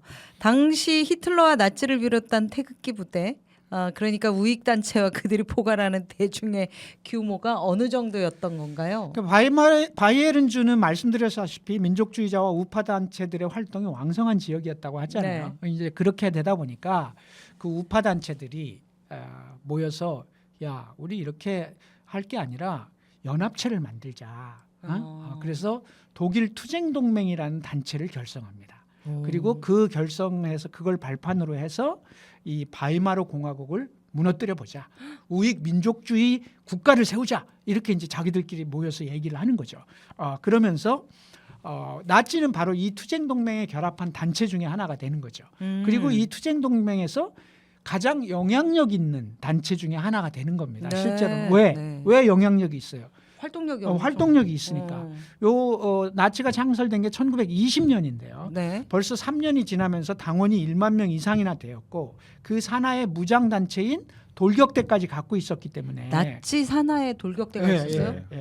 전투 부대가 있었던 거죠. 대박. 그러니까 그렇기 때문에 이 나치는 이 투쟁 동맹 내에서 상당한 영향력을 갖는 집단이 됩니다. 아이고 그랬군요. 뿐만 아니라 이 투쟁 동맹에는 또 누가 결합하고 있었냐면 태역 장군으로서 1차 대전 당시 군의 2인자였던 루덴도르프가 나도 여기 같이 하겠다라고. 이 망명했다가 그 뒤에서 등에다 칼 꽂았다고 네, 했던 네, 그 네. 사람 아니에요? 그러니까 군의 2인자였던 루덴도르프가 결합했으니까 이 투쟁 동맹이 그러네. 점점 좀 영향력이 있게 되는 거고 네, 네. 심지어는 미넨 시장까지도 결합을 시작하면서 이 투쟁 동맹의 영향력이 점점 커지고 있었던 거죠. 독일 투쟁 동맹은 바이에른의 우파 정치인들의 이 바이에른 주정부의 우파 정치들의 우유부단함을 넘어서 선빵을 때리고 그리고서 혁명에 나서야 된다. 이렇게 이제 자기들끼리 모여서 얘기하고 모의를 시작하는 거죠. 그래서 그 날짜를 잡아요. 언제? 11월 8일 기념일 날 다 우파 정치인들이 한 자리에 모인 그 기념식 자리에서 선빵을 때리자. 이렇게 한 거예요. 그래서 공화국 선포 기념일 날 이들을 압박해서 전국적으로 혁명으로 가자. 바로 그런 것들을 성공시킨 사례가 있지 않냐. 무솔리니도 그렇게 했다. 해보자. 이렇게 한 거죠. 야, 나치가 그렇게 가벼운 조직만은 아니었었군요. 음. 네. 그렇다 하더라도 그렇게 갑자기 혁명을 선언하고 정치인들을 압박한다고 뭐 혁명이 되는 일은 아니니까. 그렇죠. 오스룩하죠. 네, 사실 따지고 네. 보면.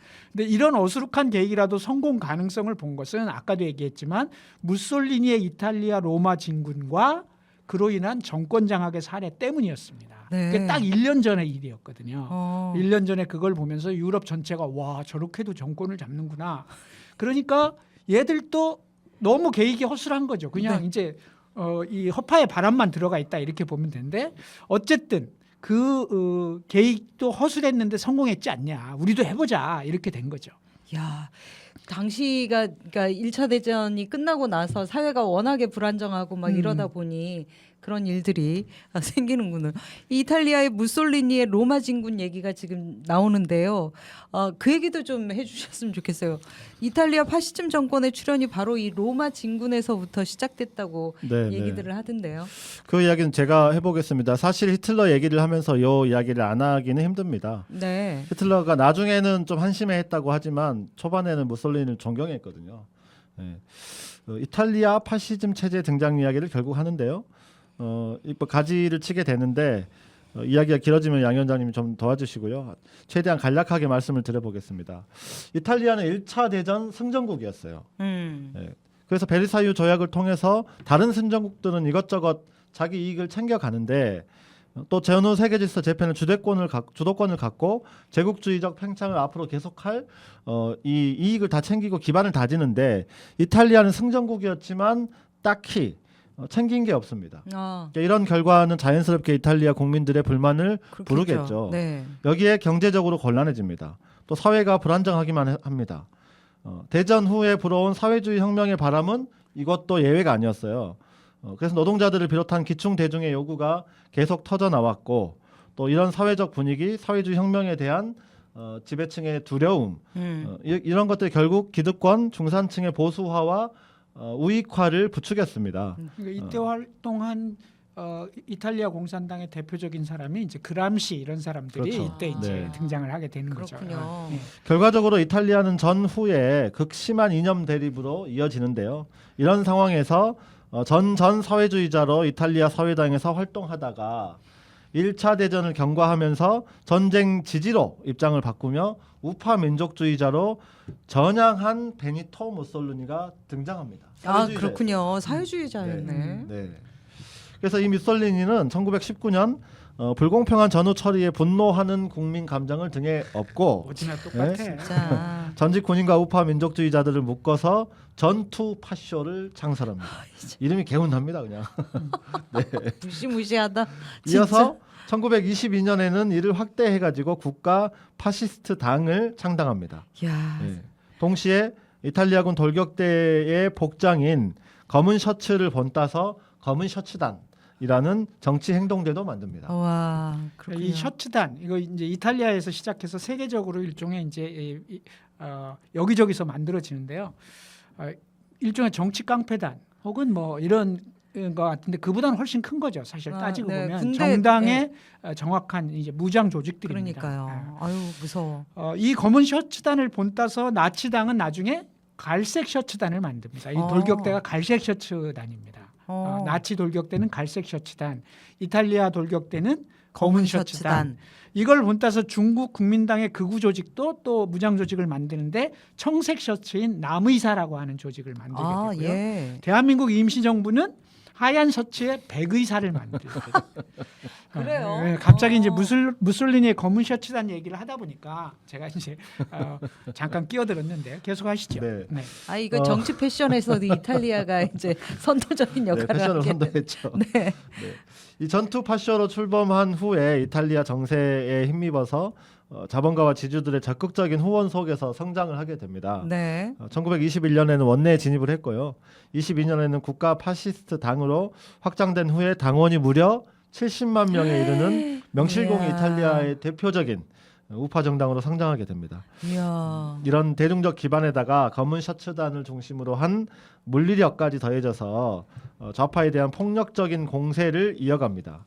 좌우 대립이 극한으로 치닫는 과정에서 우파 폭력에 반발한 노동운동의 총파업, 좌파의 반격, 당연히 시도되었겠지만 안타깝게도 실패했습니다. 좌파는 더욱 세가 약화되었고 우파의 결속력은 강화되고 무솔리니의 정치적 영향력은 매우 확대되는 결과로 나타났습니다. 그 과정에서 이탈리아 공화국을 책임지고 있던 정치권은 갈팡질팡했죠. 이런 상황이 이어지던 중 무솔리니의 국가 파시스트 당은 권력의 전복에 나섭니다. 사진이 나왔네요. 네, 저 사진에 보면은 이제 행진을 하고 있는 것으로 보이죠. 네. 진군, 로마 진군을 하고 있는 사진인데요. 1922년 7월 31일 노동자 총파업 실패 후에 기선을 잡은 국가 파시스트 당은 10월 22일 나폴리에서 진행 중이었던 전당대회 기간 동안 국가 전복을 전격적으로 기도합니다. 무솔리니는 이 전당대회에서 우리의 목표는 간단하다. 이탈리아를 우리가 통치하자. 이렇게 말합니다. 목소리 그랬어요? 예, 제가 찾아봤어요. 비슷해요. 이런 선언과 함께 전 당원과 검은 셔츠단과 함께 까만 로마로 옷을 입고. 진군합니다. 이야, 예. 진짜 저게 이제 저 무섭겠다. 사진인데요. 저 지금 저게 진군의 사진이에요. 그럼요. 예. 진군이 그냥 행진하는 거예요. 네, 그냥. 네. 그래서 이제 합법적인 정부를 전복하고 혁명을 하겠다는 선언이었고 명백한 대중 봉기 반란 선언이죠. 그러네. 예. 네. 사실상 국가 권력을 상대로 일개 당의 당원 총동원력으로 붙어보겠다. 이렇게 발상을 한 거예요. 넌센스죠, 사실. 대단하다. 그러니까 여러분 생각해 보세요. 지금 정의당이 당 대표가 권영국 대표님인데 당대회 하다가 갑자기 진성열 정권. 용산으로 가자 이렇게 해가지고 우리가 잡아버리자 이렇게 했다는 거예요. 네. 그 당시 총리였던 루이지 파크타는 경찰을 동원해서 강력 대응합니다. 검은 셔츠단의 로마 진군은 로마를 앞에 두고 잠깐 멈춰 섭니다. 네. 기선을 일단 제압한 총리는 입헌 군주제였던 이탈리아 헌법에 따라서 비토니오 에마누엘레 3세 국왕에게 계엄령과 군의 병력 동원을 승인해 달라라고 요청을 합니다. 그럼 뭐 문제가 해결되는 수순이겠죠. 그렇죠. 근데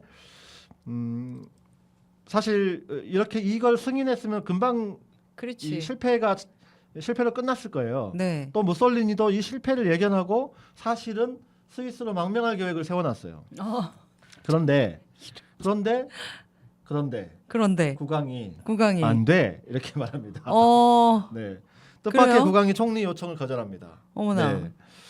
사태가 돌변하죠. 국왕이 거부해서 총리는 사임합니다. 국가 파시스트 당과 검은 셔츠단의 사기가 살아나고 멈칫했던 로마 진군에 힘이 붙어서 로마는 검은 셔츠단의 수중에 떨어집니다. 어머나. 네. 아니 국가에 대한 명확한 반역이고 반란인데 이 명백한 이 반란에 대해서 그리고 또 이미 이제 기선 제압은 해놓은 상태인데 왜 국왕은 이를 저지하지 않았나요? 왜 계엄령을 승인하지 않았을까요? 제가 좀 거들어서 얘기를 하면요. 네. 국왕이 군대 동원을 거부한 이유는 두고두고 역사가들에게 또는 당시의 정치인들에게 이야기거리가 됐는데요. 네.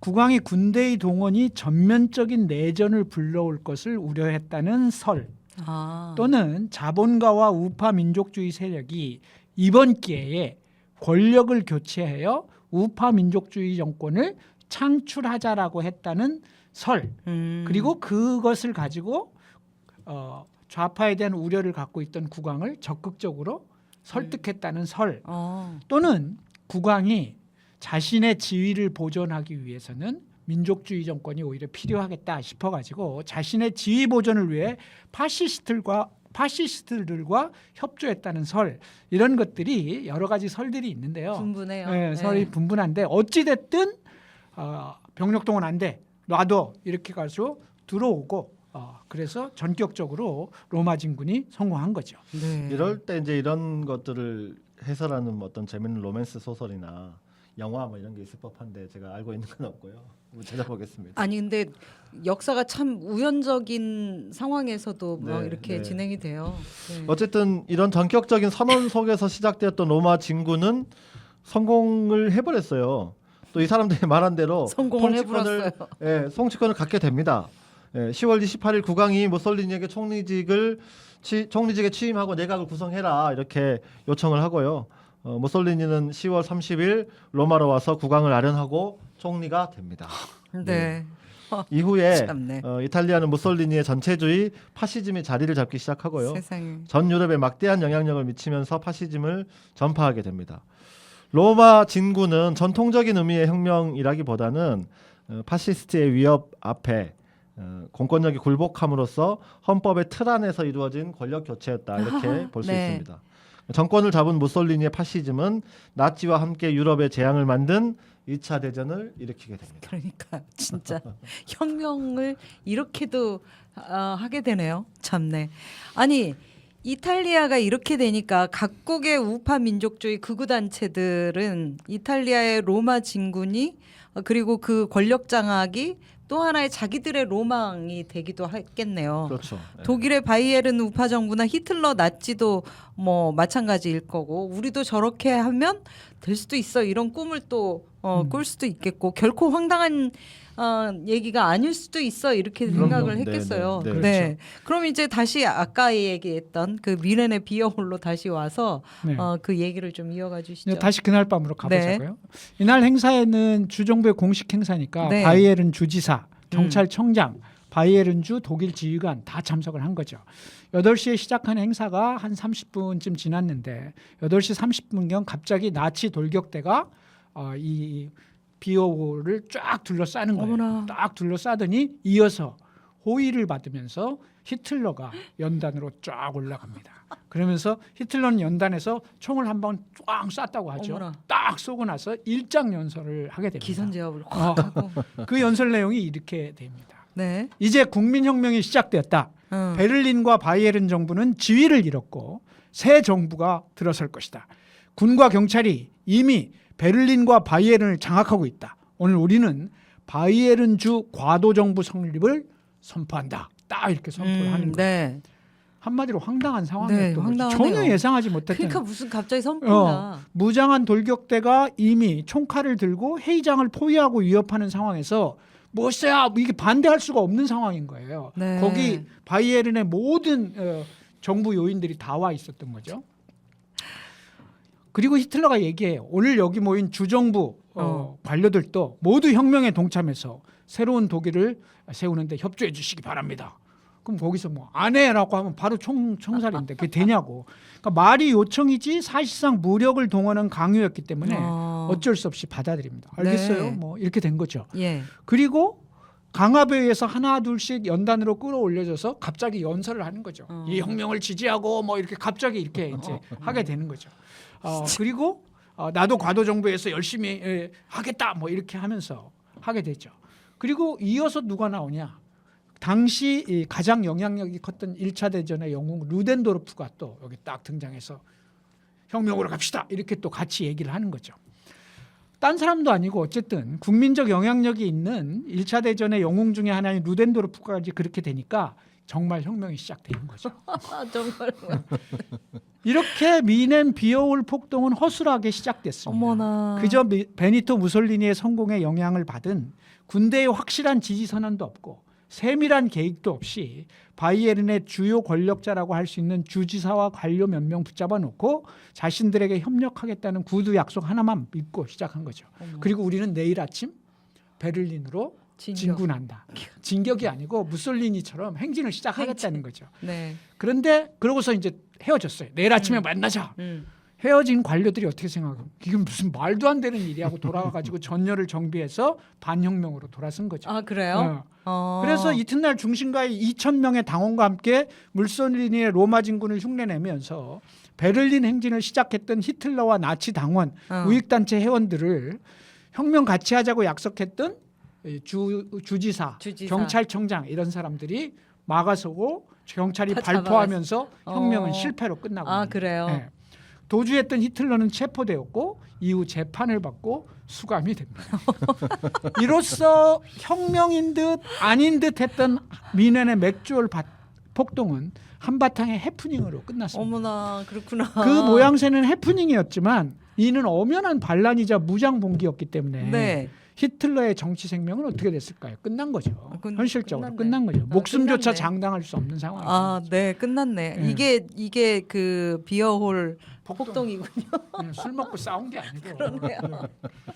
아니 좀 너무 황당한데요. 이게 뭔가 혁명이라 그러면 뭔가 막 비장하고 웅장하고 막 결의하고 막 이렇게 그래야 되는데 이 무슨 장난도 아니고 이게 뭡니까?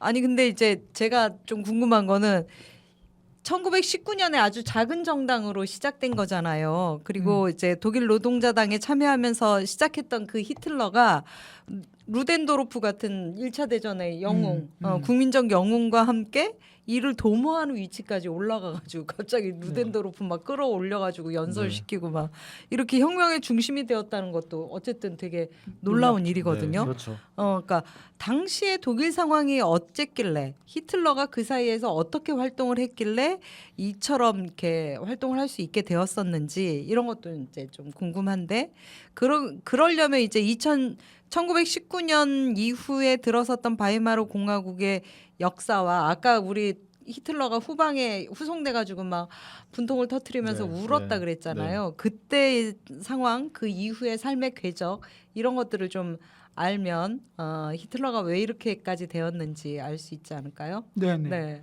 그러니까 1889년생이니까 네. 1919년 그때 30살이라 그랬죠. 바이마르 공화국이 됐을 때 30살. 네. 1923년이니까 34살. 34살. 네, 34살이죠. 그러니까 34살의 히틀러가 바로 이런 이 민행 폭동을 일으키고 베를린 진군을 선언한 거죠. 그렇죠. 어쨌든 실패했죠. 하여튼 매우 흥미진진한 얘기를 했잖아요. 지금 감옥 갔잖아요. 이제 그래. 감옥을 갔죠. 네. 그렇지만 이게 이제 어떻게 될지 궁금하잖아요. 네, 그렇죠. 보통 이런 것은 다음 편에 계속이 되죠. 그러니까 아무리 재밌어도 시간 또 지켜야 하니까 오늘 이야기는 여기까지 하고요. 다음 시간에 그런가요? 네. 감옥에 간 히틀러 어떻게 됐을까라고 아유, 하는 진짜. 얘기부터 그 4년, 19년부터 23년 요 기간 동안 도대체 뭘 하고 있었는지를 그거는 다음 한번 시간에 네, 얘기됩니다. 야, 오늘 이 편 아주 흥미진진하고 스펙타클한 영화를 본 느낌인데요. 자, 히틀러의 비어올 폭동과 무솔리니의 로마 진군 앞으로 전개될 얘기가 정말 너무 궁금하지 않습니까? 다음 방송도 함께 해주시면 감사하겠습니다. 자, 오늘 흥미진진한 얘기 들려주신 두 분 수고 많으셨습니다. 네, 고맙습니다. 고맙습니다. 다음 시간에 뵙겠습니다. 네, 안녕히 계세요.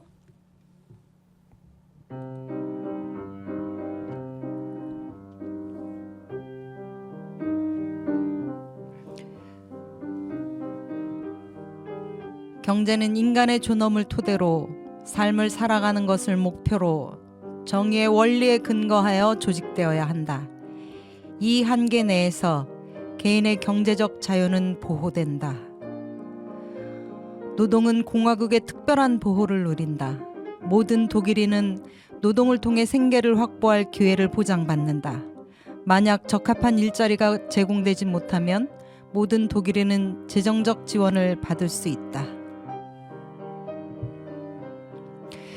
바이마르 헌법에서 사회권을 규정한 조문입니다. 1919년에 이런 헌법 조문을 가진 나라는 지구상에 없었습니다. 인권의 한 지평을 열었던 헌법을 제정했던 공화국, 문학과 예술, 과학기술, 그리고 실천적인 사회운동의 영역에서 온갖 꽃들이 만발했던 바이마르 공화국. 그러나 그 수명은 불과 14년밖에 지속되지 못합니다. 어떻게 그렇게 허망하게 무너지게 되었을까요? 어쩌면 오늘의 세계 또한 무너지고 있는지도 모른다는 생각을 해봅니다. 브리메르 18일에서 마르크스가 했던 말처럼 반복되는 역사 한 번의 비극이 오늘 또 다른 소극으로 반복되고 있는지 생각해 봅니다.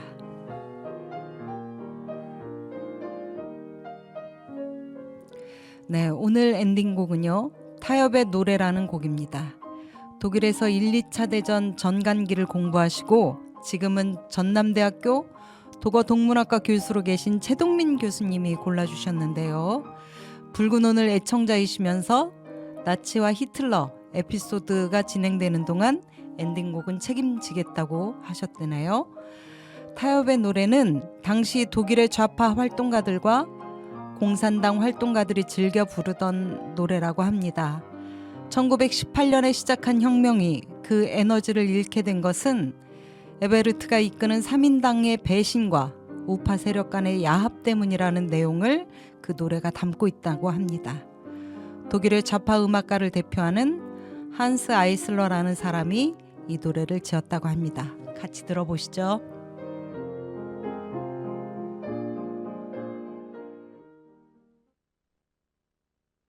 Das Lied vom Kompromiss, März 1919.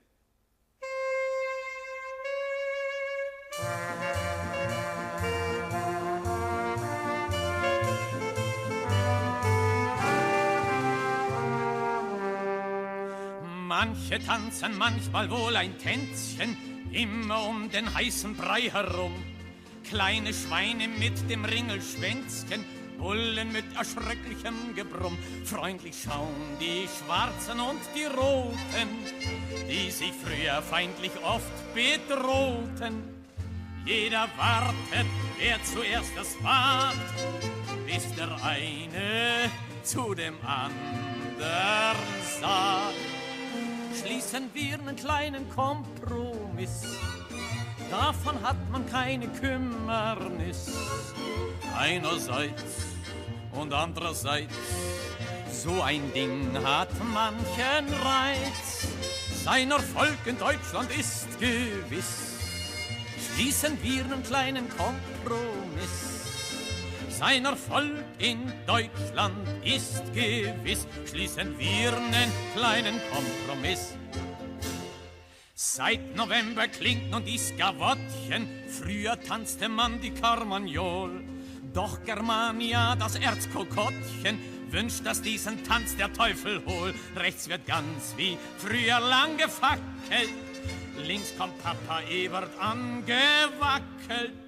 Wasch den Pelz, doch macht mich bloß nicht nass. Und man sagt, du, Ebert, weißt du was? Schließen wir einen kleinen Kompromiss, davon hat man keine Kümmernis. Einerseits und andererseits, so ein Ding hat manchen Reiz. Sein Erfolg in Deutschland ist gewiss, schließen wir einen kleinen Kompromiss. Sein Erfolg in Deutschland ist gewiss, schließen wir einen kleinen Kompromiss. Seit November tanzt man Manuettchen, wo man schlagen, brennen, stürzen sollt. Heiter liegt der Bürger in dem Bettchen, die Regierung säuselt gar so hold. Sind die alten Herren auch rot bebändert? Deshalb hat sich nichts bei uns geändert. Kommt's, dass Ebert hin nach Holland geht, spricht er dort zu einer Majestät. Schließen wir einen kleinen Kompromiss, davon hat man keine Kümmernis. Einerseits und andererseits, so ein Ding hat manchen Reiz. Und durch Deutschland geht ein tiefer Riss, dafür gibt es keinen Kompromiss. Und durch Deutschland geht ein tiefer Riss, dafür gibt es keinen Kompromiss.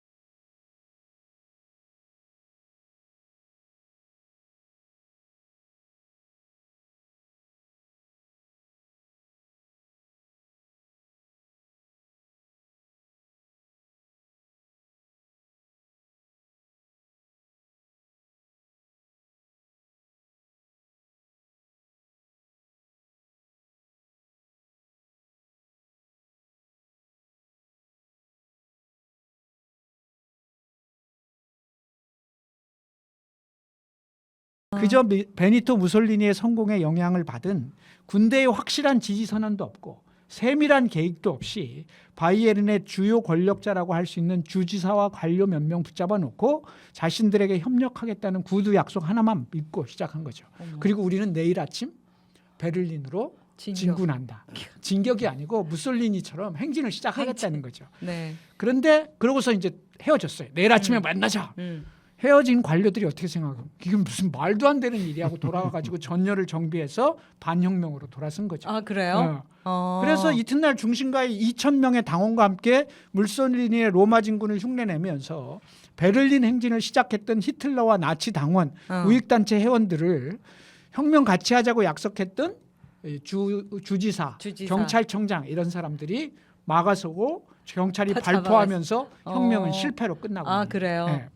도주했던 히틀러는 체포되었고 이후 재판을 받고 수감이 됩니다.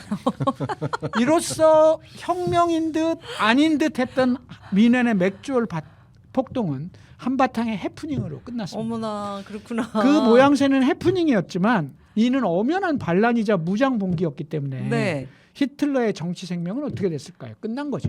현실적으로 끝났네. 끝난 거죠. 목숨조차 끝났네. 장당할 수 없는 상황이죠. 아, 네, 끝났네. 네. 이게 그 비어홀 폭동이군요. 술 먹고 싸운 게 아니고. 그러네요.